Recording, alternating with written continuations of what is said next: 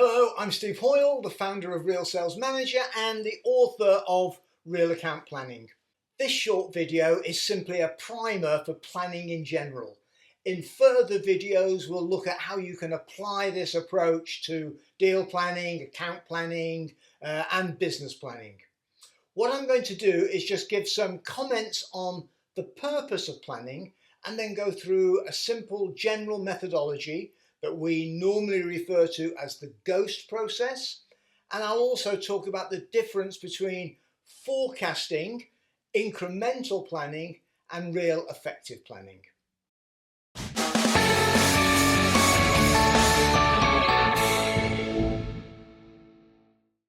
So why should we do it? And especially, why should we put our full effort into this planning process?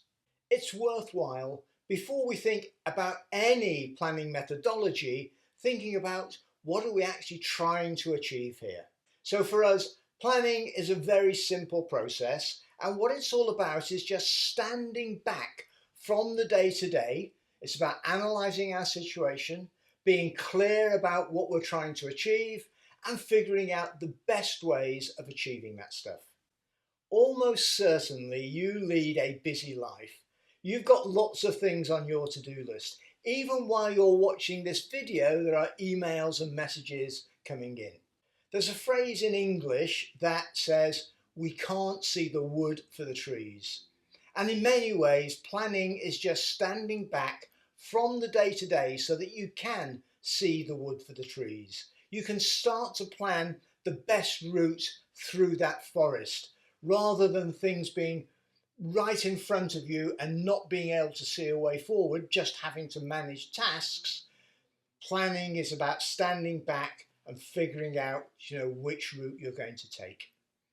Indeed, if you really stand back, it's a full forest full of different options, different things that you can do to achieve your goals.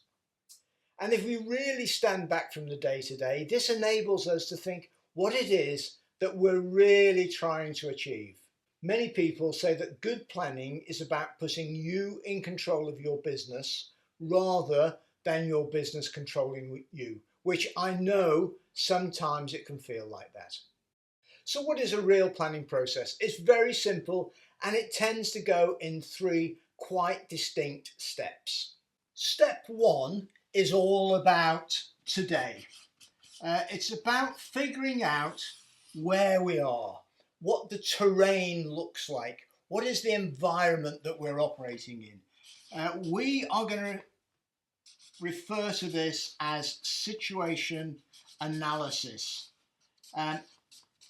In the military, they call this the assessment phase, but this is where we really figure out where we are. It's where we're brutally honest with ourselves about, in a business plan, what do the markets really look like they're doing? What are our competitors doing? What's our distribution channels looking like? What's our supply chain looking like? Where are we really perceived in the market?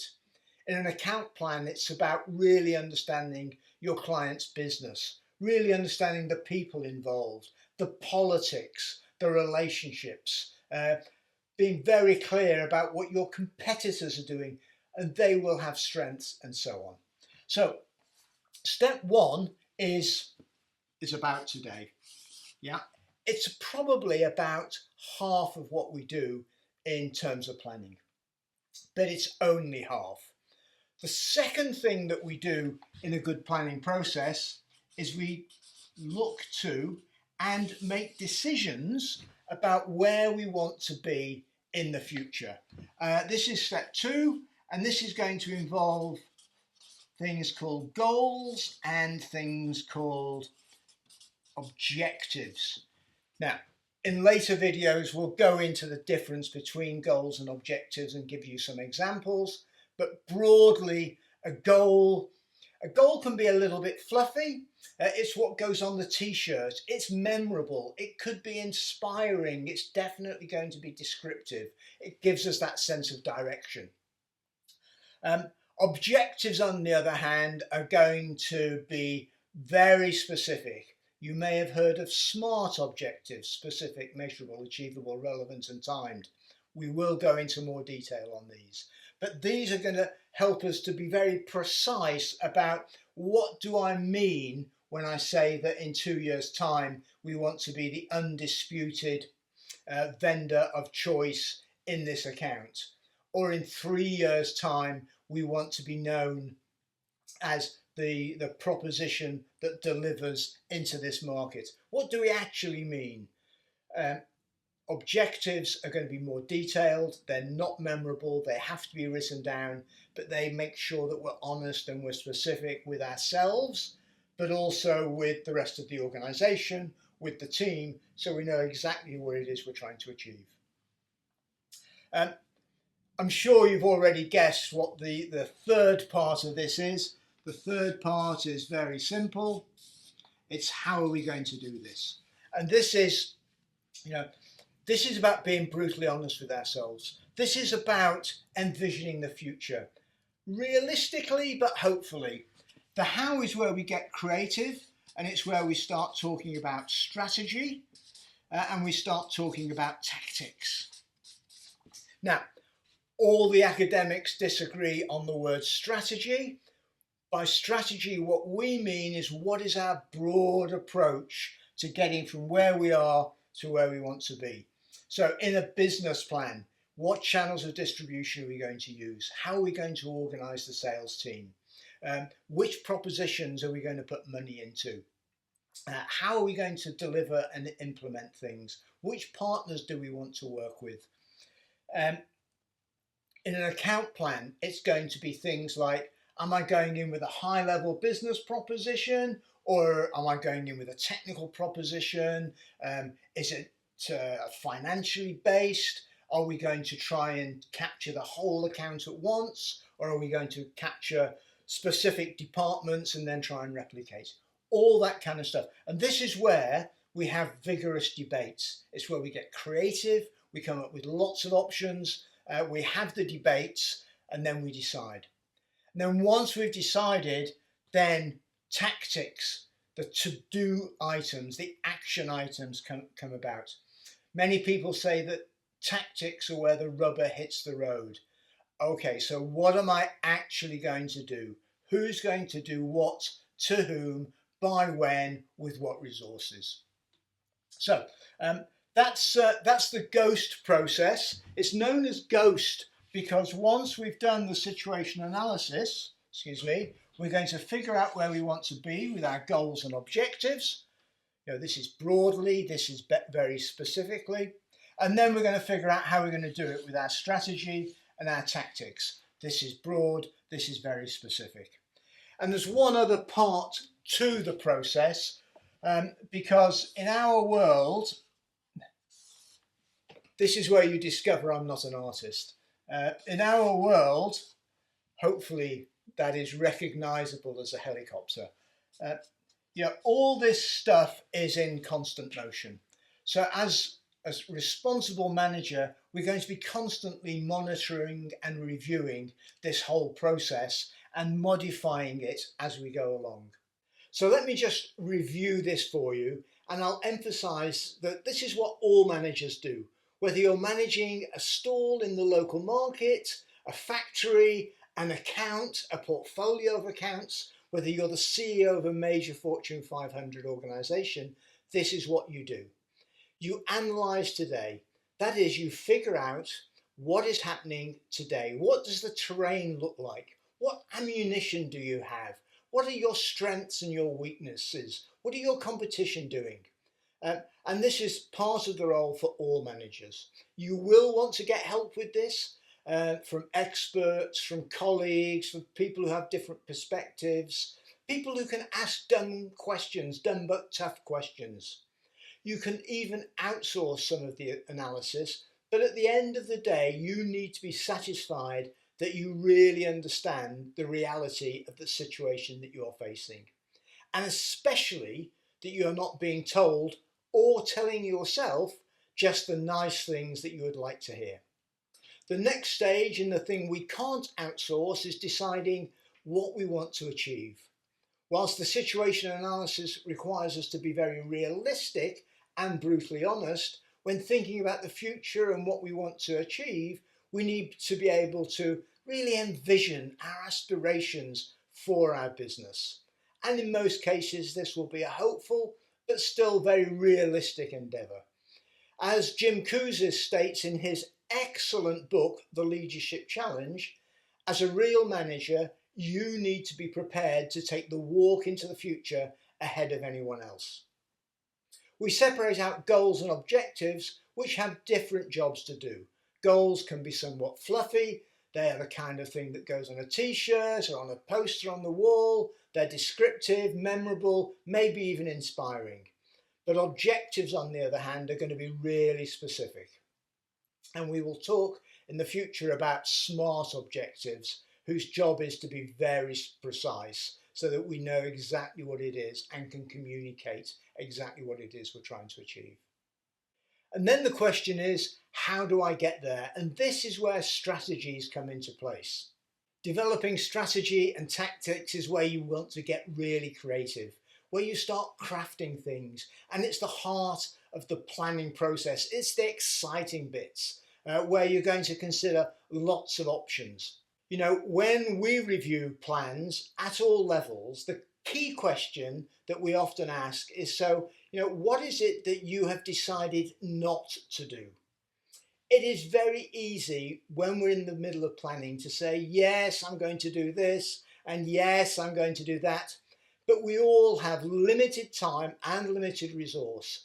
So not just thinking of all the great things we might do, but thinking of what we really need to do, what we really want to do, is where we're going to sort out whether we've really had a rigorous, well-defined planning process.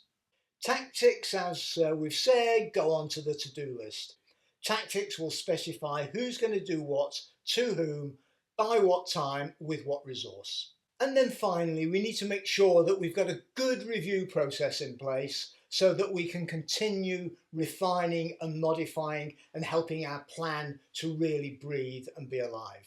Can I just say a few words about what often happens in real life when we're trying to implement a real planning process? So what we often observe in real life is that nearly all managers do some kind of situation analysis. Managers are conscientious and they've probably been told that they have to provide some information. So whether this is an account plan where we look at buying trends and lists of individuals and do some white spacing, or whether it's a business plan where we look at technology trends and channel trends and buying trends and what's happening in the supply chain. We all do this. In some ways, this is the easy bit because, we have to be honest with ourselves, but we don't have to make decisions at this point. We don't have to get terribly creative. So the temptation is we do a good job of this, and then because we've been thinking about this stuff, the temptation is to say, you know what, in this market, knowing what I know about what's happening, I reckon we can increase revenues by 10%, and particularly in this product range or that product range. Is this planning? No. This is what's known as forecasting. And forecasting is good. That's fine. And you may do some of that very early in a corporate planning process, but this is not planning itself. This is just understanding the situation and then kind of extrapolating it out. Now, what also happens in many cases, so managers do the situation analysis because they're good managers. And so we do all our homework. And again, we've been thinking about it. But rather than say, I know I can sell more of this product or I can increase revenues by so much, we say, there's a great opportunity to run this seminar, to enter this market, run this campaign, employ a tiger team to do this. So we get hung up around the things that we can do. And then we'll say things like, so in this market, if we do all this stuff, then I reckon, I can increase revenues by 15%, become known in a new market, etc. Now, is this planning? Well, to a certain extent, this is what we call incremental planning. Because what we're doing is we're looking at where we are today, then saying we can do some stuff, and then predicting where we might end up. So this is better than just forecasting. We're taking some control of our business by coming up with some things to do, but we're going to limit ourselves. We're going to blinker ourselves. We're just starting from where we are, taking the next few steps, and then seeing where we're going to end up. The third way, and what we would contend is really effective planning, is, as we've seen, we do the situation analysis, then we think about, what are we trying to achieve, our goals and objectives, and then we work back and think, okay, how do we do it? What are our strategies and tactics? In reality, this is an iterative type of process, because as soon as we've decided, okay, we want to achieve a 20% increase or whatever, to do it, it means we need to run this campaign. And then you figure out, actually, if we run that campaign, that's going to give us added benefit in other areas. So we can maybe increase our ambition. Or we'll think that actually to run that campaign, there's some prerequisites. It's going to take an extra 3 or 6 months. So I can't be quite as ambitious as I want to be. So this is a whole iterative process, but that is what real planning is all about. So this is the GOST process. We go into more detail in future modules, future videos around particularly what you might want to put in the situation analysis, specifically around account plans or business plans, and also how do we envision goals and objectives, and then a module and videos around strategy and tactics.